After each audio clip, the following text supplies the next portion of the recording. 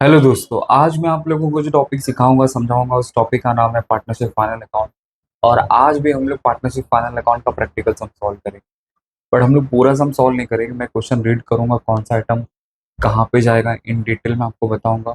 और हर एडजस्टमेंट को दो दो इफेक्ट कैसे दिया जाता है वो आपको सिखाने की कोशिश करूंगा। तो शॉर्टकट में हम लोग सम को सॉल्व करने की कोशिश करेंगे ताकि आपका भी टाइम बचे और मेरा भी टाइम बचे। ठीक है, बाकी सम कैसे सॉल्व किया जाता है मैं स्टार्टिंग के 3 लेक्चर में मैंने आपको सिखाया। बस इसको फॉलो कर लेना, आपको आइडिया आ जाएगा। बस हम लोग को यही पता करना है ना कि कौन सा आइटम कहाँ पे आएगा। अगर ये पता चल गया तो आप लोग इजीली इसको रिकॉर्ड कर सकते हैं। और रिकॉर्ड करने का तरीका तो मैंने ऑलरेडी आपको बता दिया। ठीक है, तो हम लोग सिर्फ क्वेश्चन रीड करेंगे, कौन सा आइटम कहाँ पे जाएगा वो मैं आपको बताऊंगा।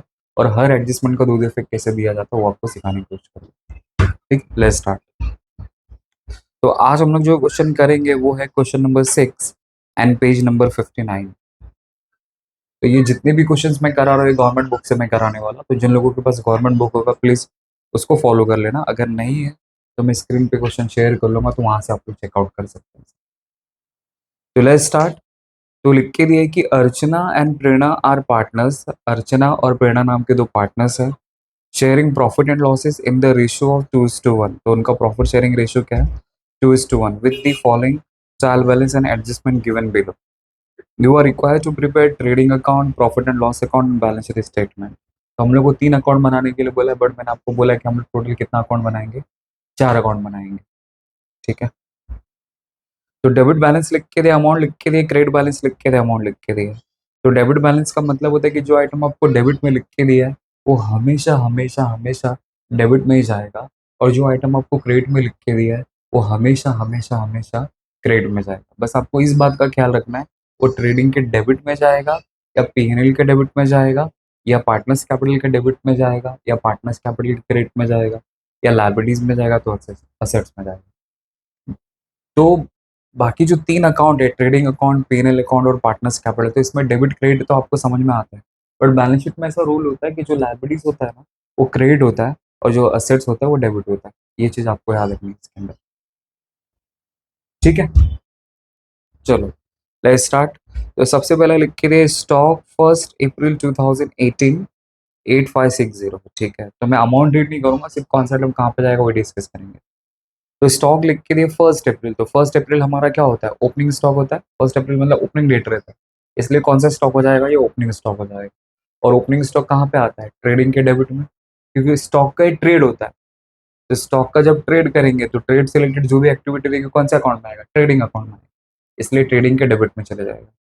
Next, patents, assets, sundry debtor, assets, stock of stationery, ये बहुत इंपॉर्टेंट है। तो लोग ने यहाँ पे लिख के दिए स्टॉक ऑफ स्टेशनरी, मतलब आपके पास स्टेशनरी का स्टॉक बच गया।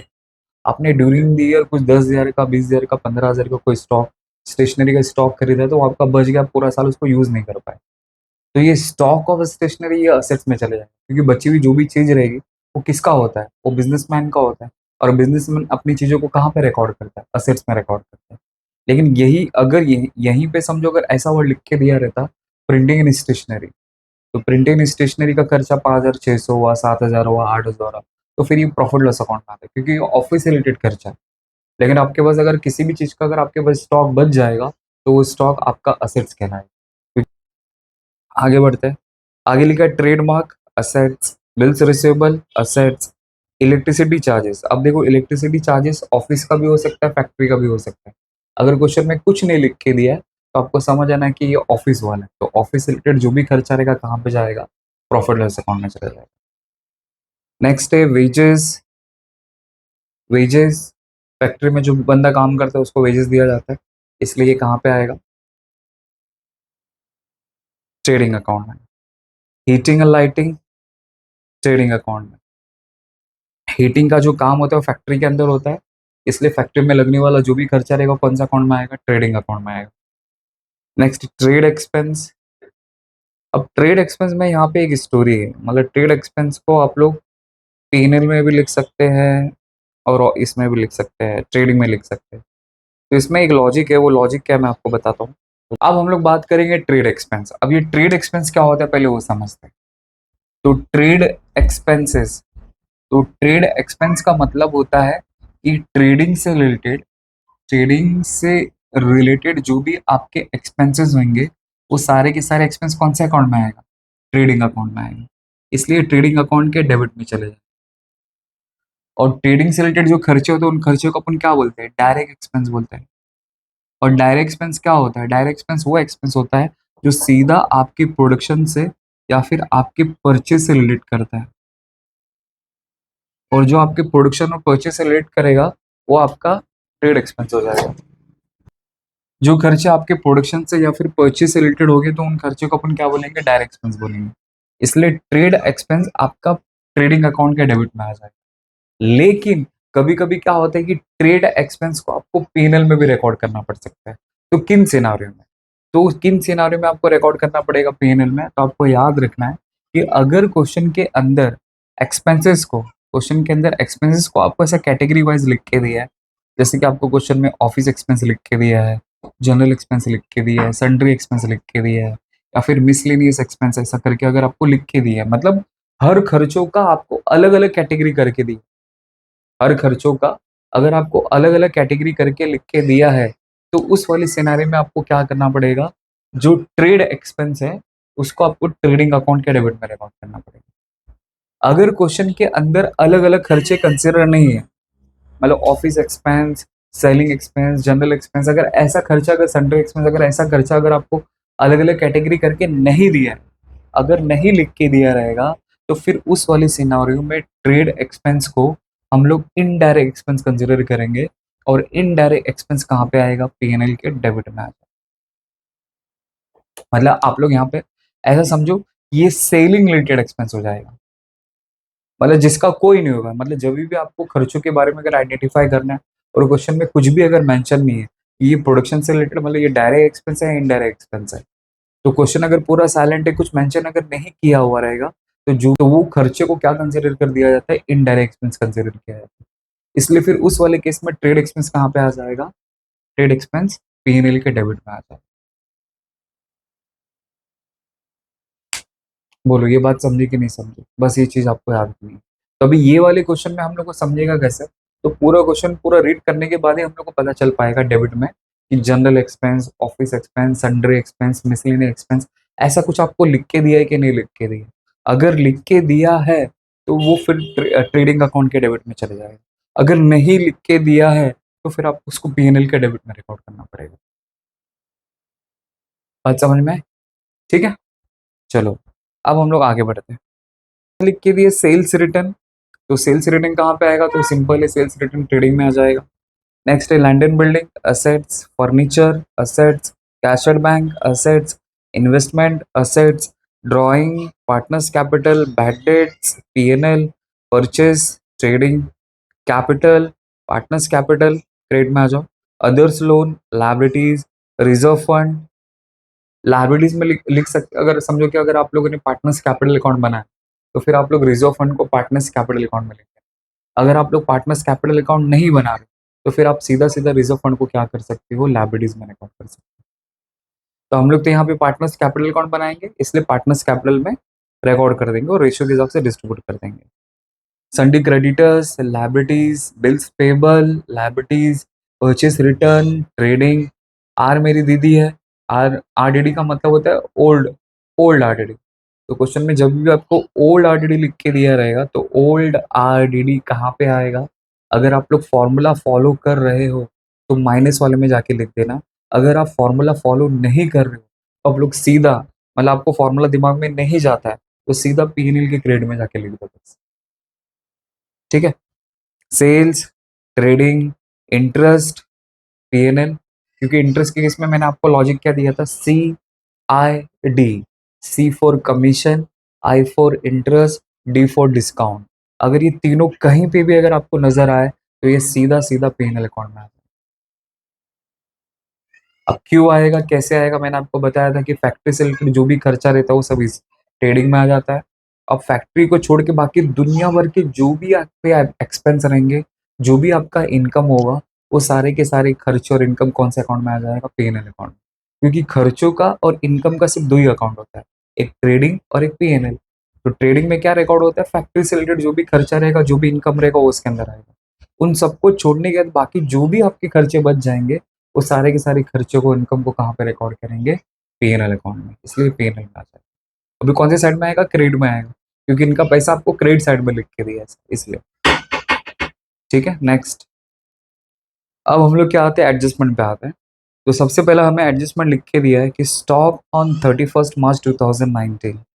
तो 31 मार्च 2019 ये हमारा क्लोजिंग डेट होता है। तो अगर आप लोग इसको स्टॉक के साथ लिंक करेंगे तो ये क्या बन जाएगा? क्लोजिंग स्टॉक बन जाएगा।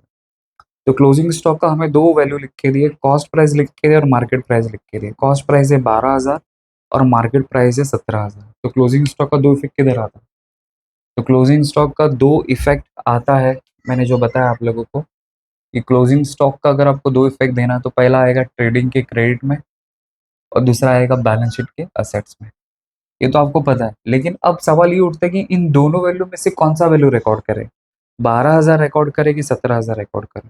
तो स्टॉक को रिकॉर्ड करने का फंडा है ये है कि विच एवर इज लेस, तो जो भी आपको कॉस्ट लिख के दिया रहेगा दोनों में से जो सबसे कम वैल्यू रहेगा वो वैल्यू आपको रिकॉर्ड करना है। तो विच एवर इज लेस मतलब दोनों में से कम वैल्यू क्या है? 12,000। कॉस्ट प्राइस हमारा 12,000, इसलिए ट्रेडिंग की क्रेडिट में आपको 12,000 लिखना पड़ेगा और असेट्स में आपको क्या करना पड़ेगा? 12,000 लिखना पड़ेगा। तो दोनों में से जो भी वैल्यू कम रहेगा वो आपको ट्रेडिंग की क्रेडिट में रिकॉर्ड कर देना। एग्जाम्पल क्या लिख के दिया? Our customer mister Shekhar fail to pay his dues of ₹800। तो हमारा एक कस्टमर है जिसका नाम है शेखर, वो अपना ड्यू पे करना भूल गया, मतलब उसको मुझे पैसा पे करना था, मतलब वो मुझे 800 रुपये पे करने वाला था पर वो पे नहीं कर पाया, पे नहीं कर पाया, वो फेल हो गया, तो ये मेरे लिए नुकसान है। तो बिजनेस में अगर आपको कस्टमर अगर पैसा नहीं देता है तो ये आपके लिए बैड डेट्स हो जाता है।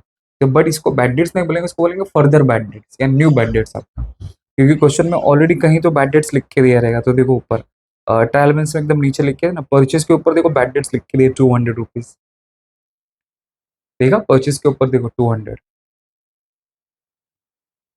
लिखा ना, तो ये बैड डेट्स है। तो फिर ये वाला जो बैड डेट्स रहेगा, इस बैड डेट्स को हम लोग क्या बोलेंगे?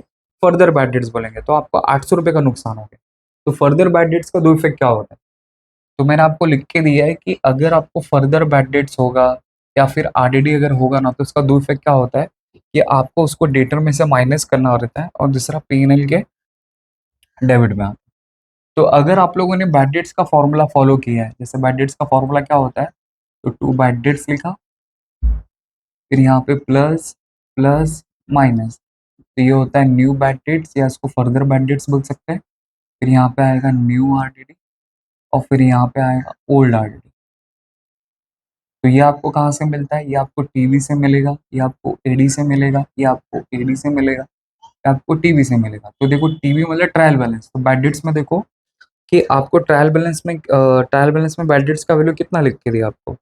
200 रुपीज लिख के दिए, इसलिए यहाँ पे अपन कितना लिखेंगे? 200 लिखेंगे इनर कॉलम।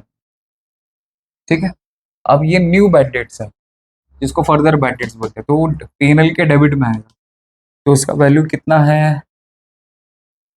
800 रुपीज। तो मैं यहाँ पे 800, ठीक है, अभी जो जो मिला उसको रिकॉर्ड करो। तो मैंने पीएनएल के डेबिट में लिख दिया। फिर इसका सेकंड इफेक्ट क्या है? डेटर में से माइनस। तो आपको डेटर कितना लिख के दिया चेक कर लो, डेटर मतलब संडे डेटर। तो संडे डेटर का वैल्यू आपको लिख के दिया है 18,500, देखो ऊपर से थर्ड नंबर 18,500, राइट। तो मैं यहाँ पे लिख दूंगा 18,500। अब इसमें से माइनस करना है क्योंकि आपको पैसा नहीं मिलने वाला, तो आपके लिए लॉस है। इसमें से माइनस करेंगे फर्दर बैड डेट्स या न्यू बैड डेट्स, कितना? 800 रुपीज। ठीक है, और कुछ है क्या बैड डेट्स के ऊपर रिलेटेड एडजस्टमेंट? नहीं है ना, तो सीधा उसको माइनस करके बाहर लेंगे। हो गया दो इफेक्ट। तो पहला इफेक्ट क्या था? डेटर में से माइनस करना था, जो मैंने कर दिया। दूसरा इफेक्ट पीएनएल के डेबिट में आता है। अब क्यों आएगा, कैसे आएगा, तो मैंने एडजस्टमेंट वाला एक वीडियो बनाया, तो प्लीज वहां से चेकआउट कर लेना इसे। ठीक है, थर्ड देखो एडजस्टमेंट क्या लिख के दिया। थर्ड लिख के दिया कि 1/8 of the patents are to be written off. Okay, तो रिटन ऑफ का मतलब होता है कि इसको निकाल के फेंक देना, तो जस्ट लाइक अ डेप्रिसिएशन है। तो आपको बोला है कि पेटेंट्स का 1/8 हिस्सा आपको निकाल के फेंकना है। तो देखो आपको पेटेंट्स कितना लिख के दिया है, तो स्टॉक के नीचे देखो आपको पेटेंट्स 2,000 रुपये नजर आता रहे, 2000 दिख रहा है बस। तो अब इसका आपको वैल्यू निकालना है, तो कैसे निकालेंगे? तो देखो, तो 2000 का आपको पहले 1/8 हिस्सा निकालना है, तो 8 हो गया।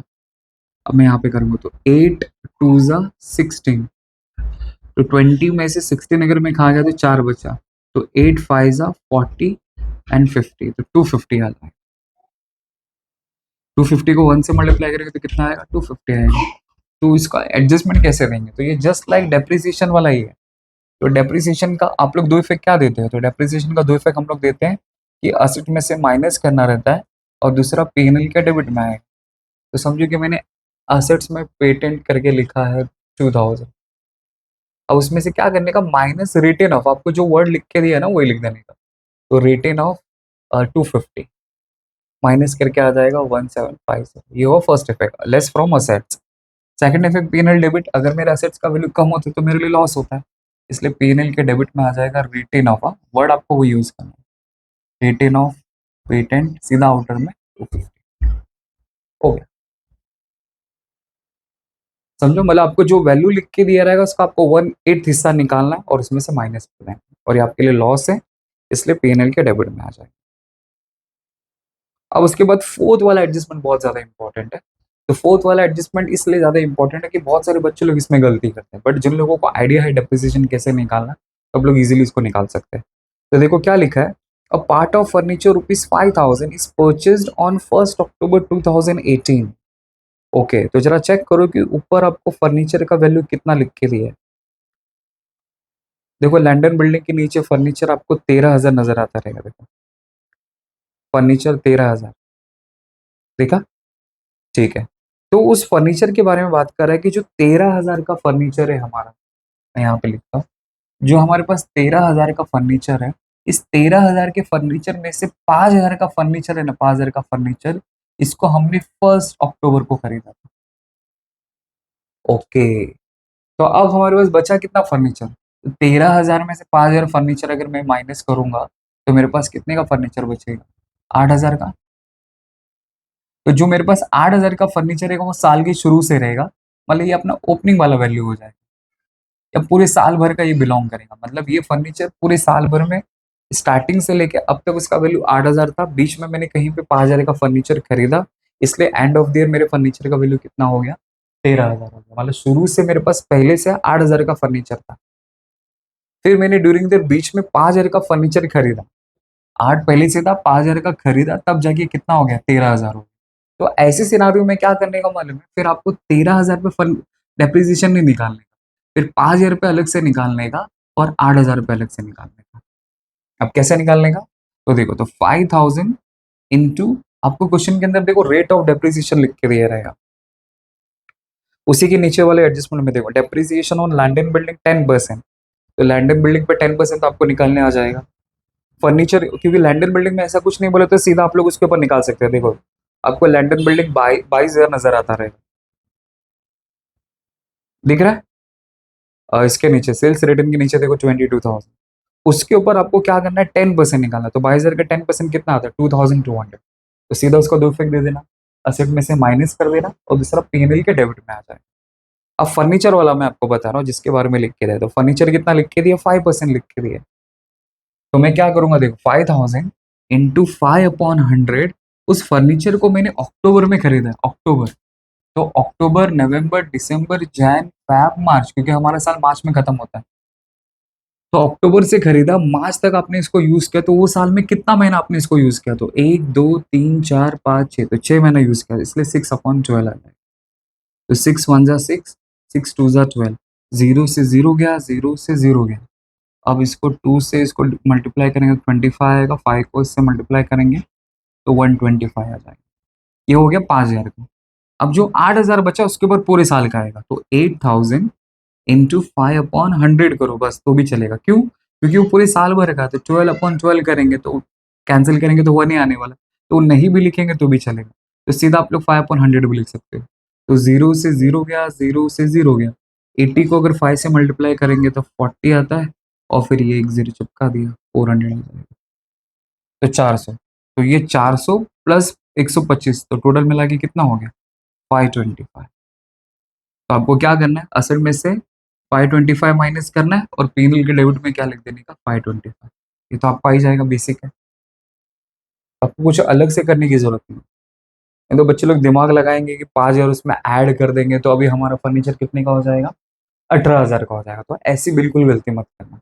तो जब भी क्वेश्चन में a part of furniture which was purchased on इतने तारीख को, अगर ऐसा कुछ भी अगर लिख के दिया रहेगा तो समझ जाना कि उस वैल्यू में से आपको वो वाला वैल्यू साइड करना है।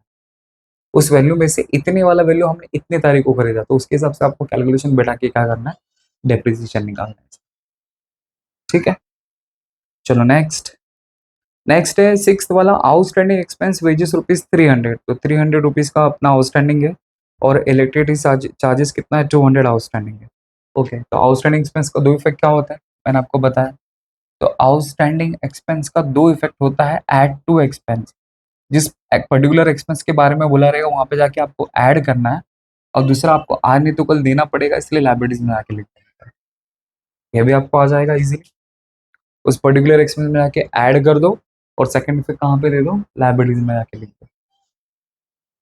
ठीक है, नेक्स्ट।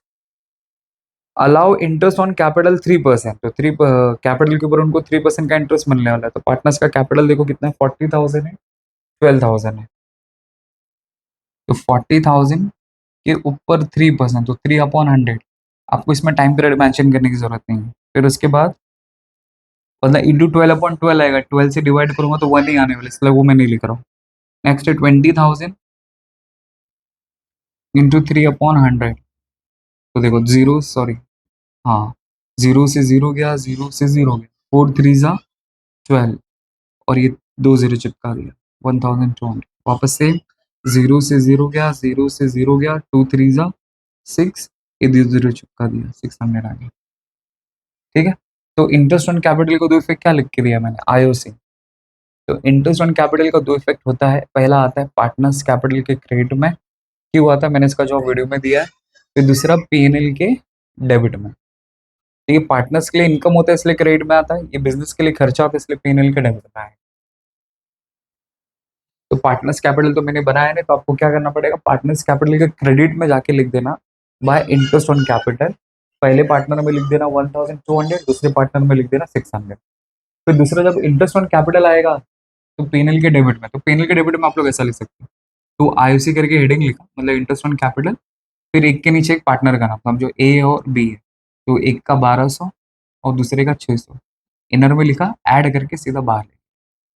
अगर ऐसा नहीं करना तो सीधा बाहर लिखो, तो इधर डैश डैश कर देना, इधर 1,200 लिख देना, इधर 600 लिख देना, वैसे भी करेंगे तो भी चलेगा। हो गया, बस। तो ये एकदम बेसिक सम था, इसमें कुछ ज्यादा माथा पच्ची नहीं था।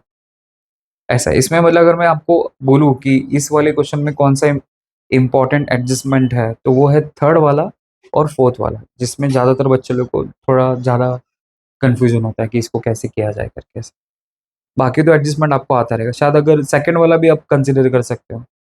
सेकंड, थर्ड और फोर्थ को आप ध्यान में रखना। सेकंड में तो सीधा सीधा लिख के देखिए, हम कस्टमर था जो मेरा पैसा पे नहीं कर पाया, तो ये हमेशा आपको क्या समझना है, ये बैड डेट्स है। बट कौन सा bad debts, new bad debts बोल सकते हैं, या फिर इसको फर्दर बैड डेट्स बोल सकते हैं। तो उसके हिसाब से इसका ट्रीटमेंट कर लेना। ठीक है, चलो अब हम लोग करेंगे नेक्स्ट क्वेश्चन की तरफ मूव ऑन। अब नेक्स्ट क्वेश्चन होगा हमारा क्वेश्चन नंबर 10। आ जाओ 10,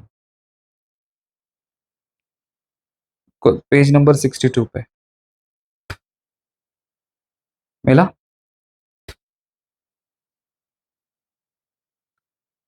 तो चलिए क्वेश्चन नंबर 10 हम लोग सॉल्व करते हैं।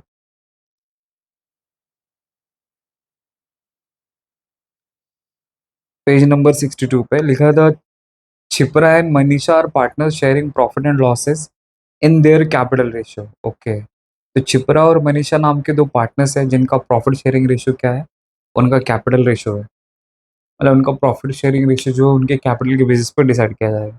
तो चेकआउट कर लेते हैं क्वेश्चन के अंदर। ट्रायल बैलेंस में आपको कैपिटल कितना लिख के दे, देखो क्रेडिट बैलेंस में छिपरा का 90,000 है और मनीषा का 30,000। देखो आपको क्रेडिट साइड में नजर आता रहेगा, एकदम नीचे करंट अकाउंट के ऊपर देखो कैपिटल अकाउंट लिख के दे, छिपरा 90 एंड मनीषा 30,000 दिखाई दिया।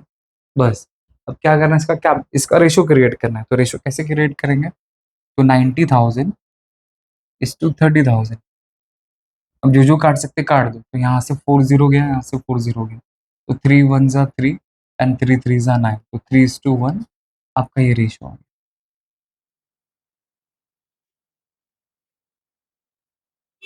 ये आपका कैपिटल, ये आपका प्रॉफिट शेयरिंग रेशियो हो गया। ठीक है, चलो आगे बढ़ते हैं।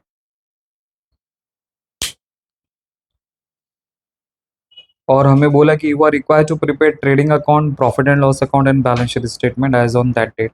3 अकाउंट प्रिपेयर करने के लिए बोले। ठीक, तो 3 नहीं, हम लोग तो 4 अकाउंट प्रिपेयर करते हैं। Balance trading account, profit and loss account, balance sheet statement and partners capital account. Debit balance लिख के दे, अमाउंट लिख के दे, क्रेडिट बैलेंस लिख के दे, अमाउंट लिख के दे, डिस्कस करेंगे कौन सा टर्म कहाँ पे जाएगा। तो डेबिट वाला हमेशा किसी ना किसी अकाउंट के डेबिट में जाएगा और क्रेडिट वाला हमेशा किसी ना किसी अकाउंट के क्रेडिट में जाएगा। तो सबसे पहले लिख के दिया सन्डे डेटर, तो सन्डे डेटर कहाँ पे आएगा? असेट्स में। परचेज ट्रेडिंग में, फर्नीचर असेट्स में, plant and machinery assets, wages trading, salary PNL, discount PNL, bills receivable assets, carriage outward का मतलब होता है कि माल को बेचने का खर्चा, मतलब कस्टमर मेरे शॉप से, मेरे दुकान से कोई प्रोडक्ट खरीदा, अब मेरा फर्ज बनता है कि उस प्रोडक्ट को मैं उसके घर तक डिलीवर करूँ, मतलब छोटा मोटा सामान है, बड़ा सामान। तो उसके घर तक जब मैं प्रोडक्ट को डिलीवर करूंगा तो उसके बीच में जो आने जाने का जो खर्चा लगेगा उसको बोला जाता है कैरेज आउटवर्ड। तो ये सेलिंग रिलेटेड एक्सपेंस हो गया। और जो सेलिंग रिलेटेड एक्सपेंस रहता है वो कहाँ पे आता है? प्रॉफिट लॉस अकाउंट के डेबिट में आता है। नेक्स्ट है पोस्टेज, पोस्टेज टेलीग्राम ऑफिस वाला खर्चा है, इसलिए पीएनएल में। सेल्स रिटर्न ट्रेडिंग में, cash in hand assets, cash at bank assets, insurance, insurance factory का भी हो सकता है, ऑफिस का भी होता है। तो अगर कुछ क्वेश्चन में कुछ भी नहीं लिख के दिया रहेगा तो आप इसको क्या कंसिडर करेंगे? ऑफिस वाला, इसलिए पीएनएल में आ जाएगा। Opening stock trading, trade expense. अब ट्रेड एक्सपेंस के लिए भी हम लोग यहाँ पे क्या करेंगे? इसको होल्ड करके रखेंगे, मतलब पूरा डेबिट वाला पार्ट पढ़ लेते हैं, पार्ट के उसमें 3-4 आइटम देख लेते हैं। Warehouse rent, advertisement, building लिख के। तो warehouse rent, warehouse में हम लोग गुड्स को स्टोर करके रखते हैं ताकि जैसे कस्टमर से ऑर्डर आएगा हम लोग उसको इस वेयर हाउस में से सेल करते जाएंगे। तो ये सेल रिलेटेड एक्सपेंस हो गया, इसलिए पीएनएल का डेबिट में आएगा।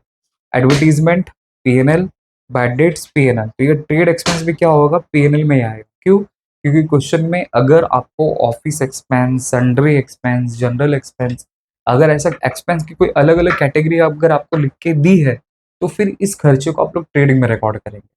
अगर क्वेश्चन में ऐसा स्पेसिफिक कोई खर्चे का नाम अगर मेंशन नहीं है तो हम लोग इसको इनडायरेक्ट एक्सपेंस कंसीडर करेंगे। और इनडायरेक्ट एक्सपेंस हमेशा कहाँ पे आता है? पीएनएल में आता है, इसलिए पीएनएल में।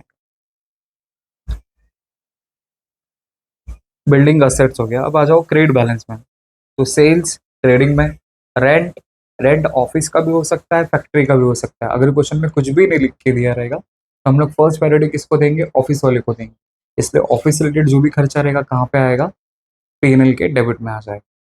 सन्डी creditors, liabilities, purchase return, purchase, discount PNL. तो डिस्काउंट के लिए मैंने आपको बोला ना, CID करके याद रखना। C for commission, I for interest, D for discount. ये तीनों कहीं पे भी अगर आपको नजर आएगा तो आपको इसको हमेशा हमेशा हमेशा पीएनएल के डेबिट में लिखना है। अगर पैसा डेबिट में है तो डेबिट में आएगा, पैसा अगर उनका क्रेडिट में लिख के दिया रहेगा तो क्रेडिट में रिकॉर्ड करना पड़ेगा। Bills payable, liabilities, capital account, ये जाता है पार्टनर्स कैपिटल अकाउंट में। लेकिन अगर आपको क्वेश्चन में करंट अकाउंट लिख के दिया है तो फिर आपको कैपिटल अकाउंट को क्या करना पड़ेगा? लायबिलिटी में पोस्ट करना पड़ेगा, आपको सीधा लायबिलिटीज में रिकॉर्ड करना है। और जहां पे आप लोग पार्टनर्स कैपिटल अकाउंट बनाते हैं ना, तो वहां पे आपको क्या करना पड़ेगा? पार्टनर्स करंट अकाउंट बनाना पड़ेगा। और फिर वो करंट अकाउंट का पैसा पार्टनर्स करंट अकाउंट में आके लिख देने का, बाय बैलेंस पीटी करके। और कैपिटल का पैसा कहाँ पे लिखेंगे? लायबिलिटीज में जाके लिख देंगे। याद रहेगा? कैपिटल वाला पैसा लायबिलिटीज में जाएगा और करंट अकाउंट का पैसा पार्टनर्स करंट अकाउंट में। पार्टनर्स करंट अकाउंट कैसा आएगा? जहां पे अपन पार्टनर्स कैपिटल बनाते थे उसके नाम को चेंज कर देना, वहां पे पार्टनर्स करंट अकाउंट लिख देना। बाकी जो उसमें प्लस माइनस डेबिट क्रेडिट जो करना है जैसे हम लोग नॉर्मल सब में करते हैं वैसे ही करने, सिर्फ नाम उसका चेंज हो जाएगा और वहां पे करंट अकाउंट का पैसा आ जाएगा। और करंट अकाउंट में वही लिख देने का, बाय बैलेंस बीडी, उन लोगों का जो पैसा रहेगा आपको वो हाईलाइट कर देना। ठीक है, तो इस तरह हमने ट्रायल बैलेंस रीड कर लिया। अब एक एक करके एडजस्टमेंट को सॉल्व करते हैं, समझते हैं। तो पहला एडजस्टमेंट लिख के दिए, stock on 31 March 2019 was at ₹37,000। तो ये कौन सा स्टॉक होता है? क्लोजिंग स्टॉक होता है। और क्लोजिंग स्टॉक का हमेशा कितना इफेक्ट जाता है? दो इफेक्ट। दो इफेक्ट किधर आएगा? एक ट्रेडिंग के क्रेडिट में आएगा, ट्रेडिंग के क्रेडिट में आएगा, और दूसरा किधर आएगा? क्लोजिंग स्टॉक असेट्स में आ जाएगा। ये तो आपको आ जाएगा इजीली। अब सेल्स के अंदर include is the sale of machinery 2000 which is sold on 1 April 2018। ठीक है, तो मैं पहले इसमें सेल्स रिकॉर्ड कर लेता हूँ, फिर मैं आपको समझाता हूँ। तो सेल्स का वैल्यू 1,20,000। फिर हम लोग इसमें क्या करते हैं, माइनस सेल्स रिटर्न, अगर वो होगा तो। और इसमें किसका जिक्र किया है, मशीनरी का, तो मशीनरी यहाँ पे लिख देता हूँ। तो मशीनरी का वैल्यू कितना लिख के दे, प्लांट एंड मशीनरी का 60,000। तो उसको आपको इनर में लिखना पड़ेगा। मतलब ये वाला एडजस्टमेंट है, ये इसके लिए मैंने आपको कोई स्पेसिफिक लिख के नहीं दिया है, बट आपको इसको पढ़ने से ही आप लोग इसको कर पाएंगे। तो इसमें कुछ, इसमें ज्यादा कोई मगजमारी नहीं है ऐसा। ठीक है, तो देखो क्या लिख के दिया। लिखा है कि सेल्स के अंदर इंक्लूड है। ओके, क्या इंक्लूड है, सेल ऑफ मशीनरी ऑफ ₹2,000। हमने 2,000 की मशीनरी बेचा था, जो सेल्स में इंक्लूड हो गया। और उसको बेचा कब था, 1 अप्रैल 2018 को बेचा। तो इसमें डेट का कोई रोल ही नहीं है, सिर्फ आपको वैल्यू से आपको वैल्यू को रिलेट करना है बस ऐसा।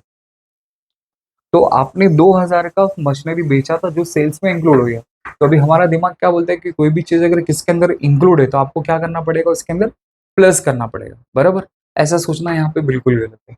तो कभी भी अगर क्वेश्चन में इंक्लूड अगर वर्ड लिख के दिया ना, तो समझ जाना कि वो गलती से उसके अंदर इंक्लूड हो गई। तो उस गलती को सुधारने के लिए आपको क्या करना पड़ेगा, उसमें से उसको माइनस करना पड़ेगा। तो सेल्स में से मैं क्या करूंगा, लिखूंगा हम यहाँ पे माइनस सेल ऑफ मशीनरी 2,000। अगर समझो इसमें सेल्स रिटर्न होगा तो है, तो ये 1,20,000 में से सेल्स रिटर्न और सेल ऑफ मशीनरी ये सबको माइनस करके फिर आपको बाहर लेना है। ये हुआ सेल्स ऑफ मशीनरी का फर्स्ट इफेक्ट। अब सेकंड इफेक्ट, आपके पास मशीनरी 60,000 का था, 60 में से आपने 2,000 का बेच दिया, तो इसमें से माइनस करो सेल ऑफ मशीनरी 2,000। अगर इसमें कोई और एक एडजस्टमेंट रहेगा तो अंदर लिखना, नहीं रहेगा तो सीधा बाहर लिख दो। तो 60 में से 2,000 गया, तो अब आपके पास मशीनरी कितने का बचता है, 58,000। बस हो। तो सेल्स के बारे में बोला था, इसमें सेल्स में मैंने इफेक्ट दिया। मशीनरी के बारे में बोला था, इसलिए मैंने मशीनरी में जाके उसका सेकंड इफेक्ट दे दिया। ये चीज आपको याद रखना है। समझा? चलो, थर्ड वाला लिखा था depreciation on fixed assets eight the rate 5%। Okay, अब यहाँ पे बहुत इंपॉर्टेंट है। तो लिखा है कि फिक्स्ड एसेट्स के ऊपर आपको डेप्रिसिएशन चार्ज करना है 5%। अब कौन सा एसेट्स ये मेंशन नहीं है। एसेट्स वो एसेट्स होता है जिसका फायदा आपको बिजनेस में लॉन्ग टर्म के लिए होता है। तो ऐसा क्या क्या होता है, जैसे land and building, plant and machinery, furniture, computer, motor car, vehicles, ऐसे बड़ी बड़ी जो असेट्स है उसको बोलते हैं फिक्स्ड एसेट्स। तो जरा चेक करो कि क्वेश्चन में यहाँ पे कौन कौन से फिक्स्ड एसेट्स है। तो यहाँ पे आपको एक फर्नीचर नजर आता रहेगा, फर्नीचर आपका फिक्स्ड एसेट्स है। दूसरा, प्लांट एंड मशीनरी आपका फिक्स्ड एसेट्स है। तीसरा तीसरा तीसरा फिक्स्ड एसेट्स, बिल्डिंग। तो टोटल आपका ये 3 फिक्स्ड एसेट्स हो गए। और तीनों फिक्स्ड एसेट्स के ऊपर आपको क्या करना है, बारी बारी से डेप्रिसिएशन निकालना। तो फर्नीचर आपको कितना लिख के दिया है, 38,500, उसके ऊपर 5% निकाल देना। फिर मशीनरी, मशीनरी का वैल्यू तो देखो मैंने यहाँ पे 58,000 लिख के रखा है। तो 58,000 के ऊपर आपको 5% निकालना, जो आएगा वो वहाँ पे लिख देना। फिर उसके बाद बिल्डिंग है, तो बिल्डिंग के ऊपर सीधा 5% निकालना। तो डेप्रिसिएशन का दो इफेक्ट क्या होता है, तो डेप्रिसिएशन का दो इफेक्ट आता है कि आपको पहले असेट्स में से माइनस करना है, और दूसरा किधर आएगा, पीएनएल के डेबिट में आ जाएगा। हो गया, तो इसमें तो कुछ भी नहीं था। फोर्थ वाला लिख के दिया कि फोर्थ वाला, each partner is entitled to get commission of at 1% gross profit. Okay, तो ग्रॉस प्रॉफिट आपको जो भी होगा उसके ऊपर 1% का कमीशन पार्टनर्स को दिया जाएगा। तो ग्रॉस प्रॉफिट हम लोग को कब मिलेगा, जब हम लोग ट्रेडिंग अकाउंट को क्लोज करेंगे।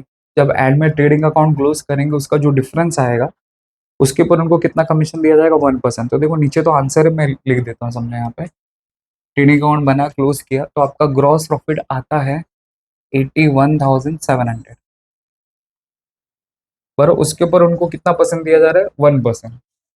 तो 81,700 का 1%, तो 1/100।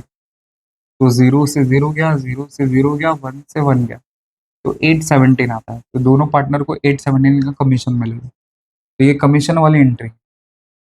तो कमीशन टू पार्टनर, तो कमीशन टू पार्टनर का दो इफेक्ट क्या आ जाएगा, तो पार्टनर्स को मिलेगा कमीशन, तो उनके लिए इनकम है, इसलिए पार्टनर्स कैपिटल की क्रेडिट में है। और ये बिजनेस के लिए खर्चा है, इसलिए पीएनएल के डेबिट में आ जाएगा। तो मैंने पार्टनर्स कैपिटल मतलब पार्टनर्स करंट अकाउंट में आप लोग जाके लिख देना, क्रेडिट में। और 1817 1817 फिर पीएनएल के डेबिट में जाके यहाँ पे लिख देंगे 2। कमीशन टू पार्टनर, दोनों का नाम लिख देंगे ए और बी, सीधा बाहर लिख देता हूँ 817, 817 हो गया। ठीक है, तो ग्रॉस प्रॉफिट मतलब जब आप लोग अकाउंट क्लोज करेंगे तभी आपको पता चलेगा। फिर उसके बाद उसी में आगे लिख के दिए interest on capital 5% per annum. Okay, तो कैपिटल के ऊपर 5% का इंटरेस्ट मिलने वाला है, तो जरा चेक करो पार्टनर्स का कैपिटल कितना लिख के दिए, 90,000 और 30,000 देखो। तो 90,000 का 5%, तो 5/100, तो जीरो से जीरो गया, जीरो से जीरो गया, 9 5 जा 45, तो 45,500 आ गया। फिर 30,000 के ऊपर 30,000 इंटू 5/100, तो जीरो से जीरो गया, जीरो से जीरो गया, 3 5 जा 15 एंड 1,500 आ गया। अब इंटरेस्ट ऑन कैपिटल को दो फिर क्या होता है, तो पहला आता है पार्टनर्स कैपिटल के क्रेडिट में, क्योंकि पार्टनर्स के लिए इनकम है, और दूसरा बिजनेस के लिए एक्सपेंस है, इसलिए डेबिट में होगा। तो जो पार्टनर्स कैपिटल बोल रहा हो ना, वो सीधा आप लोग करंट अकाउंट में जाके लिख देना।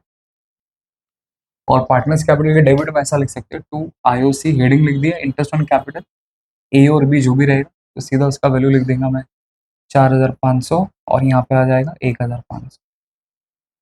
हो गया, दो इफेक्ट।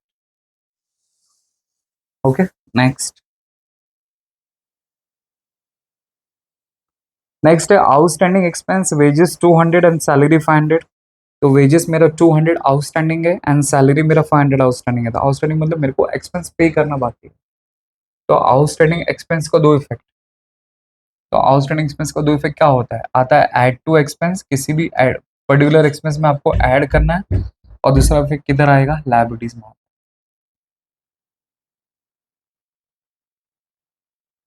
ठीक है, तो अभी मैंने पर्टिकुलर एक्सपेंस तो लिखा नहीं, लायबिलिटी वाला आपको इफेक्ट दे देता बता देता हूँ। तो आउटस्टैंडिंग एक्सपेंस हेडिंग लिख देने का, और जिसके बारे में बोला रहेगा उनका दोनों का नाम लिख देना। तो वेजेस एंड सैलरी, तो सीधा आउटर में 200 500 हो गया। ठीक है, next, create provision for doubtful debts at the rate 3% on sundry debt है। तो प्रोविजन फॉर डाउटफुल डेट्स का मतलब होता है आर मेरी दीदी है। कौन मेरी दीदी है, आर मेरी दीदी है। तो आर मेरी दीदी का मतलब रिजर्व फॉर डाउटफुल डेट्स कितना है, 3% ऑन डेट है। तो आरडीडी का भी दो इफेक्ट क्या होता है, तो आरडीडी का तो दो इफेक्ट तो वही सेम होता है। तो आपको क्या करना है, डेटर में से माइनस करना है, और दूसरा किधर आएगा, पीएनएल के डेबिट में आ जाएगा।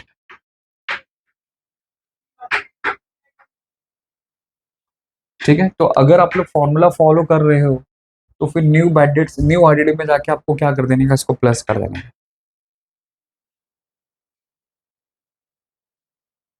और डेटर में से तो आपको माइनस करने आ ही जाएगा इजीली। तो कितना, जो भी 3% आएगा उसका 3% निकाल के दो क्या। तो संडे डेटर आपको देखो पहले टॉप पे वैल्यू लिखी हुई है 28,000।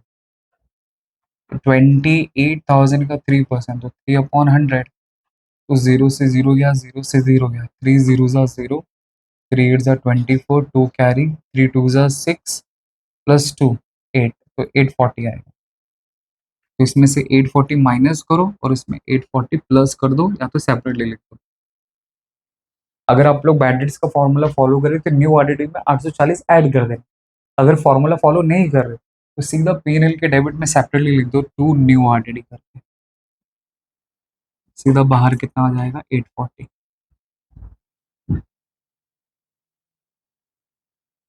ठीक है, ओके। और कुछ है क्या, नहीं ये बस हो गया। तो इस तरह आपको दो दो इफेक्ट देना और इस तरह चीज़ों को ऐसा पोस्ट करना है। ठीक है, अगर आपको नहीं समझ में आया तो आप लोग कमेंट सेक्शन में आप लोग मुझे को पूछ लेना कि सर ये आधा अधूरा ऐसा मत सिखाओ, पूरा सम करा दो, तो मैं आपको पूरा सम करके भी दिखा दूंगा। अगर ऐसा समझ में आ गया तो वेल एंड गुड है ऐसा। ठीक है, आई होप आपको समझा रहेगा। Thank you so much.